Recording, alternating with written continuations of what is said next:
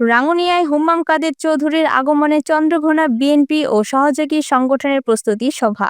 আগামী ২৮ আগস্ট কেন্দ্রীয় বিএনপির নির্বাহী কমিটির সদস্য সাবেক বিএনপির বর্ষিয়ান নেতা শহীদ সালাউদ্দিন কাদের চৌধুরীর পুত্র হুম্মাম কাদের চৌধুরীর আগমনকে সফল করার লক্ষ্যে চন্দ্রঘোনা ইউনিয়ন বিএনপির অঙ্গ ও সহযোগী সংগঠনের প্রস্তুতি সভা অনুষ্ঠিত হয়েছে। শনিবার বিকেলে চন্দ্রঘোনা এম ফাতেমা কনভেনশন হলে প্রস্তুতি সভা অনুষ্ঠিত হয়। সভায় সভাপতিত্ব করেন চন্দ্রঘোনা ইউনিয়ন বিএনপির সাবেক সাধারণ সম্পাদক মোহাম্মদ সোলাইমান, চন্দ্রঘোনা ইউনিয়ন যুবদলের সদস্য সচিব মোহাম্মদ নাসির, স্বেচ্ছাসেবক দলের সদস্য সচিব ইরফান ও চন্দ্রঘোনা ইউনিয়ন ছাত্রদল সভাপতি সাজ্জাদ হোসেন খোকার যৌথ সঞ্চালনায় প্রস্তুতি সভায় প্রধান অতিথি ছিলেন রাঙ্গুনিয়ার উপজেলা বিএনপির যুগ্ম আহ্বায়ক হাজী ইলিয়াস সিকদার।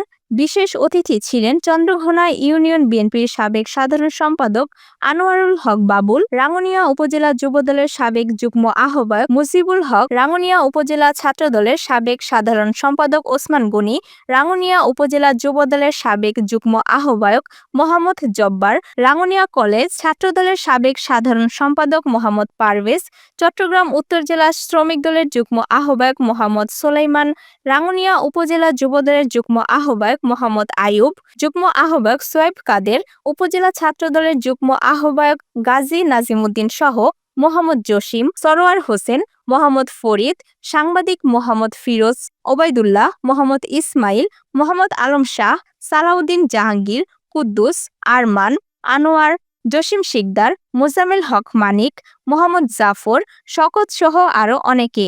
এ সময় বক্তারা বলেন, ফ্যাসিবাদী সরকারের বর্ষিয়ান নেতা সালাউদ্দিন কাদের চৌধুরীকে বিনা অপরাধে ফাঁসি দেয় এবং তার সুযোগ্য সন্তান আমাদের নেতা হুম্মাম কাদের চৌধুরী অনেকদিন আয়নাঘরে বন্দী ছিলেন। বিএনপির জন্য তার পরিবারের লোকজন নির্যাতন সহ্য করেছেন।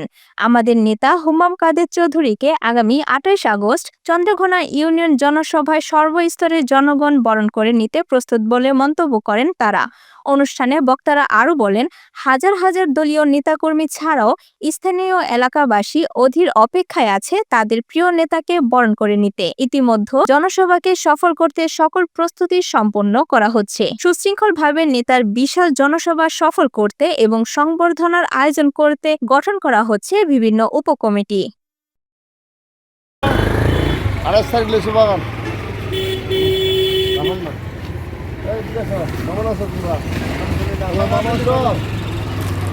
গরিব শ্রমিক সমিতি দল বিএনপি না